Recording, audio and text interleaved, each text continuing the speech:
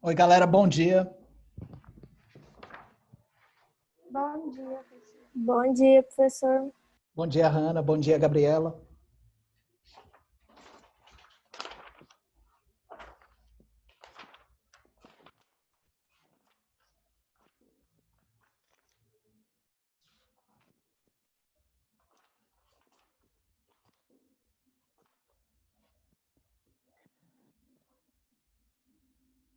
Esperar só um tiquinho, a gente começa.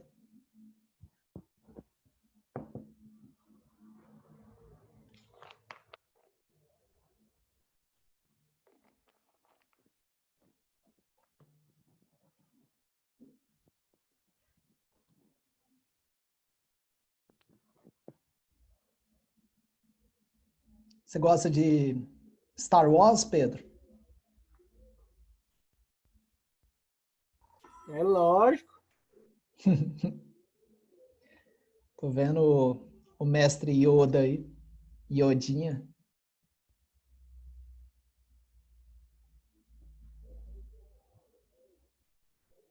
Tô assistindo de novo Soldado Invernal. Eu acho assim,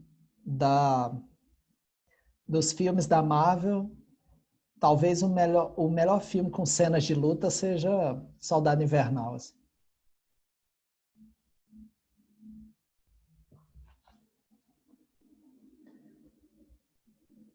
Para quem quiser acompanhar, hoje vamos ver o capítulo 7, viu?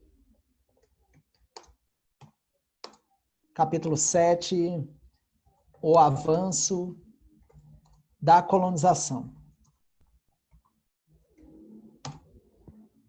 Apostila 6, página 66. Amanhã, depois do almoço, todas as aulas estarão lá no portal, organizadinhos, finalmente. E aí depois não vai atrasar mais, não. A cada 48 horas as aulas vão estar lá. Espero que o dia esteja sendo bom para vocês. Um ótimo final de semana. Essa aula vai ser bem curtinha, viu? Porque a discussão é tranquila. E aí eu peço para liberar vocês lá no portão da escola. E a gente vai para casa comer um almocinho quentinho e tal. Antes fosse, né? Se eu tivesse na escola, tava doido pra ir embora agora. Exatamente, Pedro. Exatamente. Me parece que quem quer mais o fim das aulas presenciais são os pais e responsáveis, assim. Minha mãe não quer não, que eu agora faço almoço, lavo louça, limpo a casa, faz tudo. Que massa, né? Massa Ai, pra ai. mãe. Ah.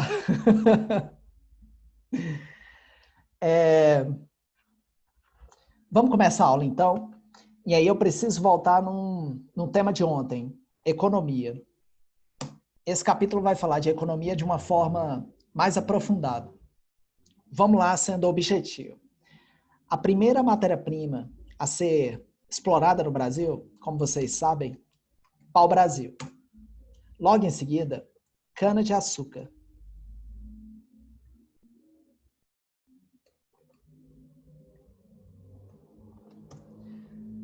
Ontem eu não mencionei, e é um detalhe que faz muita diferença. Ao mesmo tempo que havia a produção de cana-de-açúcar, outro ramo que deu muito dinheiro foi o tráfico negreiro. O pau-brasil vai se esgotar, a produção de pau-brasil, temos aí o Vitor com a foto do Neymar vestindo a camisa do Goiás. O povo é criativo. Eu acho que a chance que ele está tendo esse ano, com a final domingo, é a única chance e a última que ele vai ter na vida para ser escolhido o melhor jogador do mundo. É a chance dele. Se ele não abraçar, acabou, velho. Ah, que bom que você acha.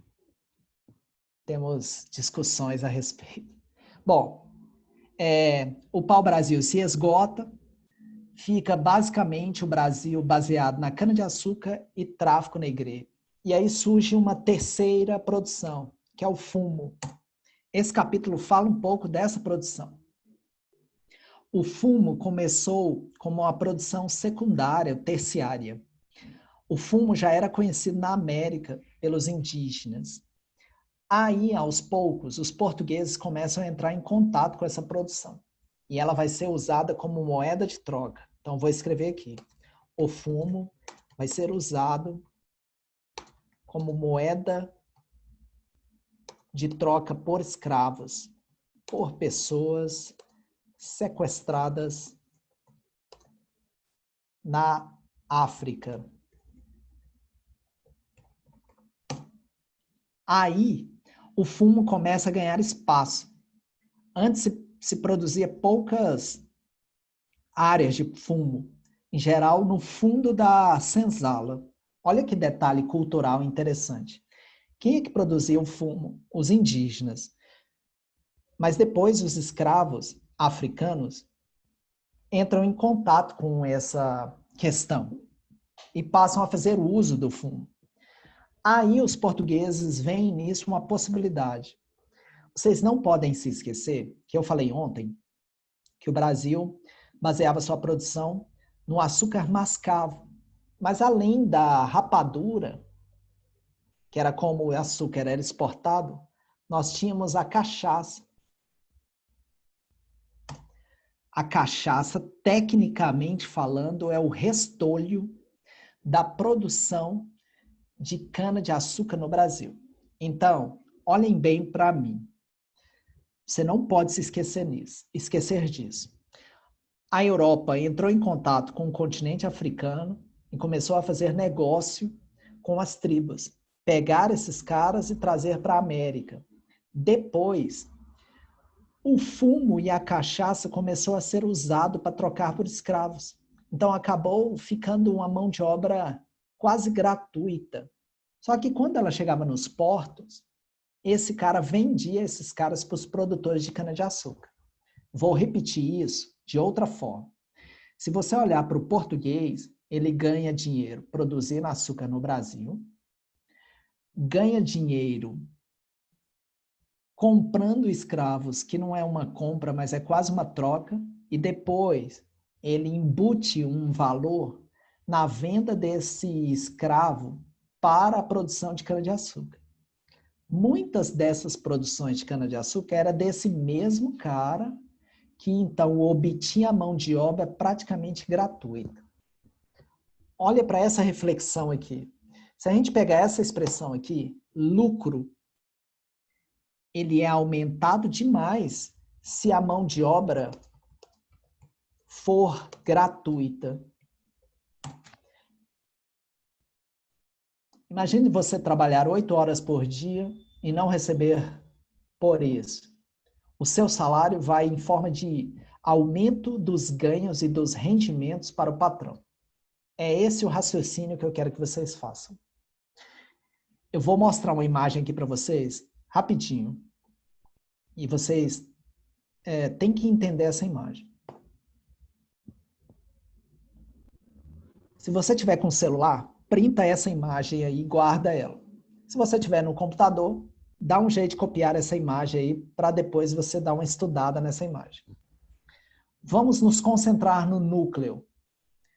Temos ali alguns vetores, alguns retângulos e um círculo. Temos no centro o Pacto Colonial. Então, um vetor que sai dele vai para a colônia e da colônia para o Pacto Colonial.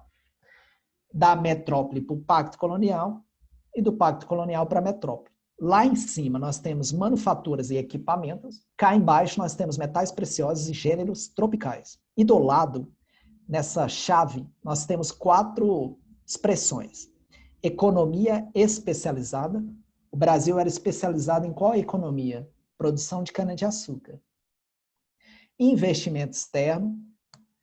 Qual investimento externo? Da metrópole. Quem era a metrópole? Portugal. Dependente do mercado externo. no caso dependente de Portugal, e mão de obra compulsória. A expressão compulsória significa escravidão. Eu vou sair desse compartilhamento e vamos fazer uma reflexão aqui. Pois não. Vou falar uma dica para quem está no computador. É só dar o Windows Shift S que dá para tirar print da tela do computador. Massa. Pegaram aí, galera?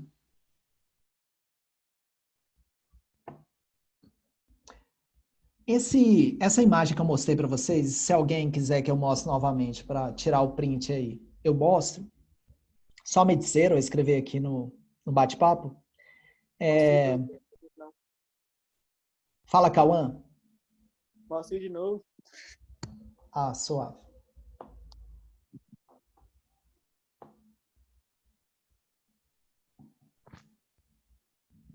Valeu. De boa. Essa imagem que eu estou mostrando para vocês recebe o nome de Pacto Colonial. Ontem nós fizemos uma reflexão trazendo para os dias atuais de como ainda há umas permanências e mudanças. A história ela é feita de permanências e mudanças. Então, uma brincadeira que eu fiz no segundo ano, começo hoje, era uma aula às 8 da manhã. Imagine que você está em 1532. Vamos pensar lá numa série como Dark, alemã, que está lá na Netflix. Você entrou no buraco de minhoca e saiu em 2020. Entrou de novo, saiu em 1532. A pergunta é, há permanências?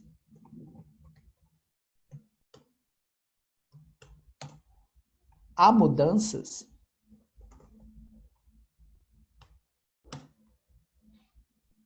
Essa é a função da história. Se a história ficar apenas no passado, não se nota as mudanças. E aí não faz sentido ter aula de história no ensino médio. Lembrando que alguns países, com a nova reforma educacional que vem sendo implementada, andam cortando aulas de humanas. E isso é um fenômeno político. É um fenômeno político. Então, notem bem, aulas de história têm que ter discussão entre permanências e mudanças. Pela participação de vocês ontem, nós vimos que há uma permanência no fato de termos ainda uma economia dependente da natureza. É indiscutível isso. Tudo bem que se você me falar assim, professor, a geração de emprego hoje no Brasil, o que mais gera emprego é o setor de serviços. Ok, concordo com você. Agrega valor? Pergunta para um cara que trabalha no call center, quanto que ele ganha? Pergunta. E agora me diz, com a inteligência artificial, o desenvolvimento da robótica e dos sistemas de informação, muita gente que trabalha nessa área vai ficar desempregada daqui a pouco. E por quê? Porque já ficaram. Basta você pegar para ligar numa operadora, a quantidade de etapas para resolver seu problema, que já é feita por uma voz que consegue calcular seus problemas com um algoritmo, e ela sabe quais suas demandas e ela vai te encaminhando para os números, você vai escolhendo, digitando, dizendo. Eu estava resolvendo um problema na Oi, é uma função nova para mim. O cara pergunta, a voz, né? Pergunta e eu falo, e ele fala, não identifiquei os seus problemas. Você pode usar palavras específicas? Ele tem um banco de dados, provavelmente calculado por um algoritmo, da maior probabilidade de problemas que podem acontecer. Quando alguma palavra encaixa nesse problema, o próprio sistema já resolve sem a necessidade de nenhum funcionário. Então, vejam bem, o setor de serviços, se ele é grande num país, isso não quer dizer que esse país é desenvolvido. Não caiam nessa cilada, porque não agrega valor ao salário. Então, isso é uma permanência. Bom, essa era uma parte da reflexão que o capítulo faz. Ele acrescenta a produção de fumo. Outra reflexão que esse capítulo faz sobre a questão da pecuária. As primeiras cabeças de gado chegaram no Brasil em 1534. Se eu não me engano, eram 3 cabeças de gado. Os relatos, com documentos religiosos, é que os indígenas correram de medo quando viram esses... eu acho que eram 3 bois. Na verdade, eu acho que eram 2 bois e uma vaca. Professor, por que é importante esses detalhes? Porque estamos falando de 2 bois para puxar carro de boi, e quem já viu bois de cangalha sabem que eles andam aos pares, e uma vaca para iniciar o processo de reprodução e de fornecimento de leite para a fabricação de laticínios. Esses bois eram usados tanto no transporte quanto na tração e também na questão de plantação. Aos poucos, os bois, as vacas, obviamente, foram se reproduzindo. Quer falar alguma coisa, Augusto? Massa. Foram se reproduzindo. E o rebanho bovino no Brasil foi crescendo demais. Isso criou um problema no Brasil. Porque eles começaram a pisotear a região de plantação. Então foi criada uma lei que veio do próprio rei Dom João VI, que fazia com que só houvesse produção de pecuária a 66 quilômetros da região litorânea. Estamos falando de mais ou menos 6 léguas, 6,6 léguas. E aí eles começaram a ir para as regiões próximas à nascente do rio São Francisco. Ali é uma região que tem muitas extração de sal, de água doce, mineração de sal mesmo, porque quando a terra era compactada, quando havia a Pangeia, havia oceanos pegando essa parte, então ficou ali minas de sal. E o gado, ao se reproduzir, começou a virar um gado selvagem. Olha que interessante. É um grupo chamado vacum. É um tipo de gado, parece um Nelore. Aí vai surgir ramos produtivos ligados à pecuária. E aí a gente vai ver a carne e o couro começarem a serem áreas de produção no Brasil. Então o capítulo fala disso. E aí a gente vai ter a cultura ligada a isso. A gente vai ter a formação das primeiras fazendas. Em geral, os proprietários eram os próprios senhores do engenho.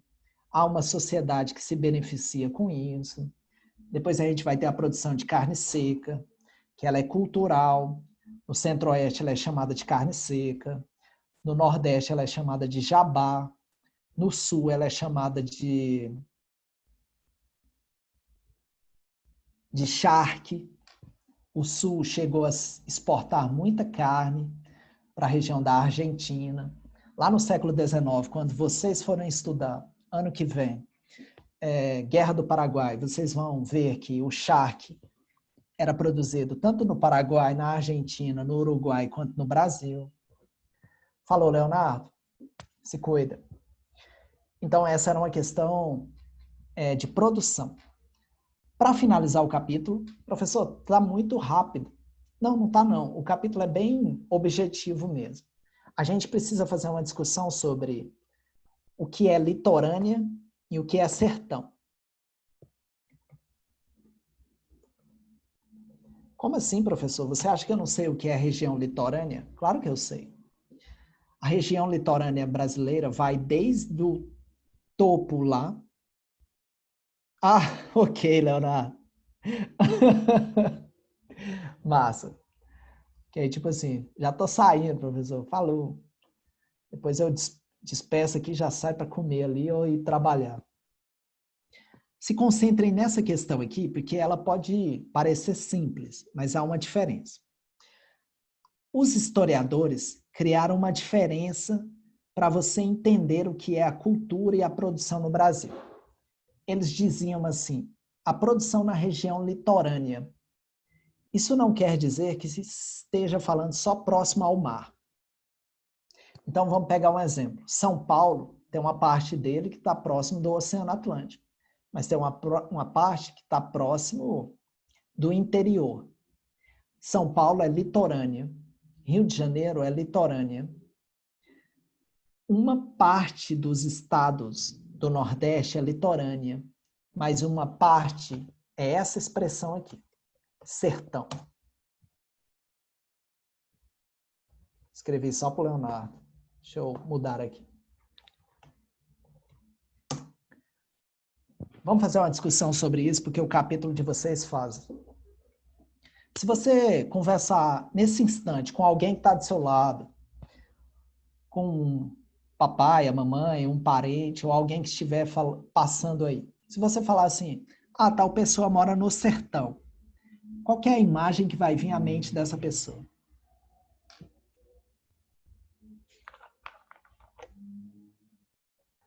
E lá só tem terra. Terra? É, o povo pensa isso. Ótimo. O que mais? Chapéu, boi, vaca. Pobreza. Pobreza. Não é o que eu acho. Não, eu também acho não. O que as pessoas acham. Já fui lá, é totalmente diferente. Massa, Pedro. Massa, porque agora nós temos que fazer uma discussão política. Professor, eu não quero falar de política. Falar de história é falar de política. E qual que é essa discussão? Eu quero que vocês entendam uma questão. E qual que é ela? Existe 2 Brasis no Brasil. Existe o Brasil real e uma sugestão para vocês de um conceito mais massa. Passem a usar Brasil profundo. Esse conceito é de um sociólogo chamado Gessé Souza. Esse cara entende muito da história do Brasil. Num livro chamado A Elite do Atraso.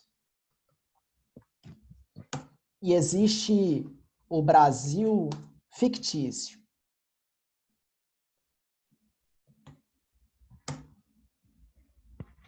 Em geral, as pessoas têm uma imagem do sertão. Essa imagem que eles têm é uma imagem baseada em ideologias, em preconceitos. Não é o Brasil profundo, por exemplo. O Pedro deu um exemplo aqui. Ele falou assim, olha, a pessoa pensaria que lá é um lugar pobre, que só tem terra. Mas eu fui lá, por exemplo, e não é nada disso. E se a gente imaginar aqui, isso se dá em todo o planeta Terra. Vamos pegar a imagem fictícia que o mundo tem do Brasil, que é um país só de corrupção, que é um país de samba, de sexo, de futebol, de festa.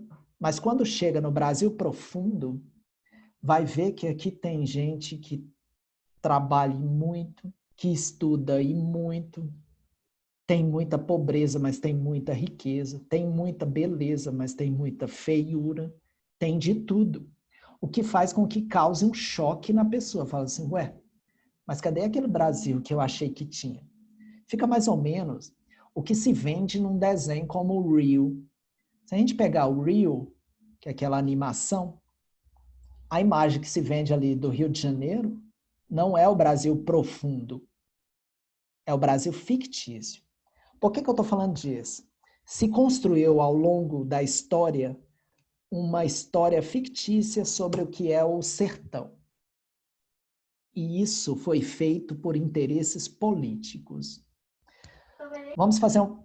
Pois não. É que eu ia falar assim, aqui nós estudamos em geografia, eu não lembro como é que chama um conceito. Que quando a colonizou, tipo assim, tipo na Bahia, é tudo muito... A densidade geográfica é localiza num único ponto. Nesses outros lugares, é que é tudo muito espalhado, não é tudo aglomerado. Entendi.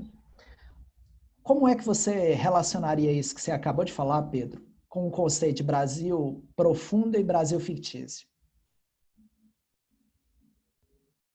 Ou não tem relação? Brasil profundo é tipo... A gente que tá vivendo a realidade de verdade, sei lá, e Brasil fictício é o povo que tá, sei lá, viajando na maionese, não vê os problemas sociais. Seria mais ou menos isso. Vamos pegar os momentos políticos da história recente do Brasil para entender como uma questão construída lá no Brasil colônia tem reflexo hoje em dia. Eu falei na penúltima aula uma questão que vocês não gostaram muito, mas infelizmente é necessário falar.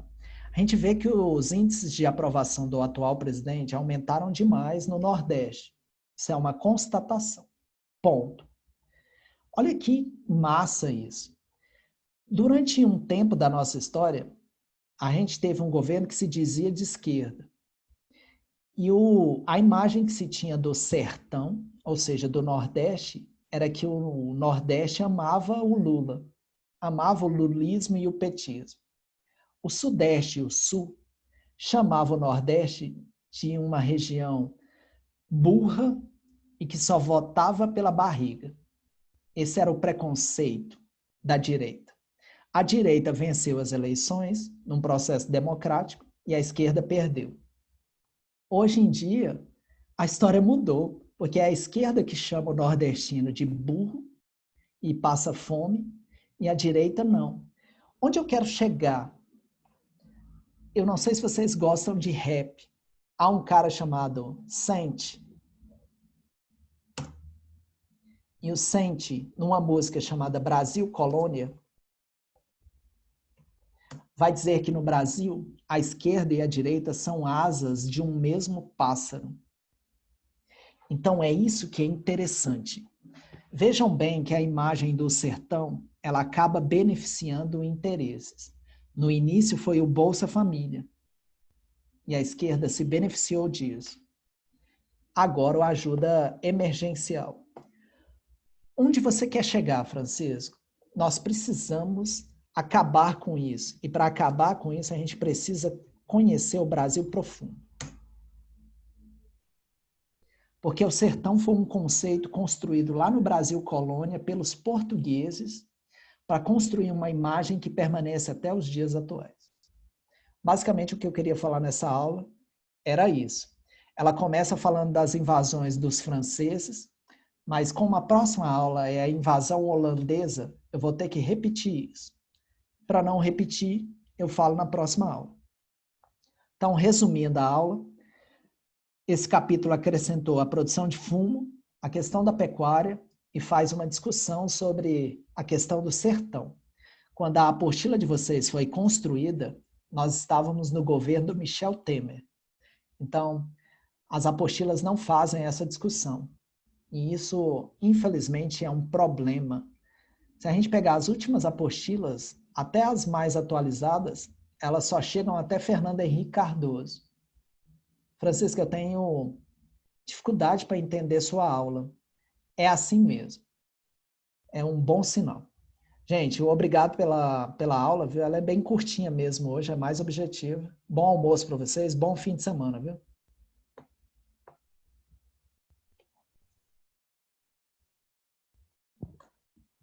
Tchau, professor.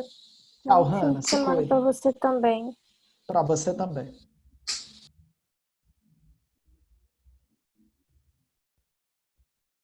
Na hora, João. Me manda o nome. Para você também, Vitor.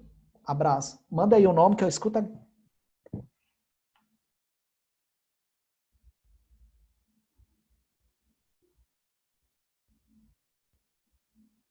Leonardo, você estava sumido das aulas. O que foi, velho?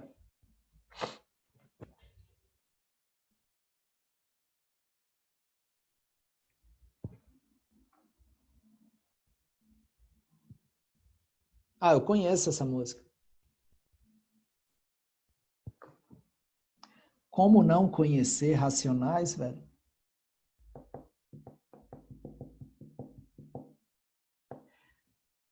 Um estudante me mandou uma mensagem falando do DK47. Não sei se você escuta. Pesado. O cara escreveu uma música chamada Sem Memória. Que pedrada, velho. Praticamente a história do Brasil, desde 1500 até as eleições atuais. Muito massa. Já escutou, João?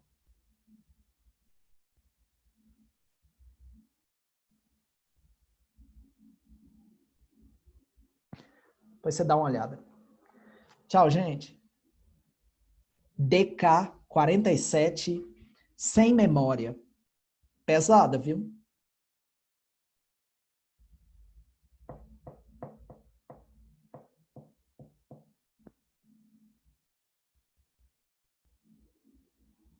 Massa. Falou, João. Abraço. Tchau, gente. Até mais. Falou, Francisco. Falou, Pedrão.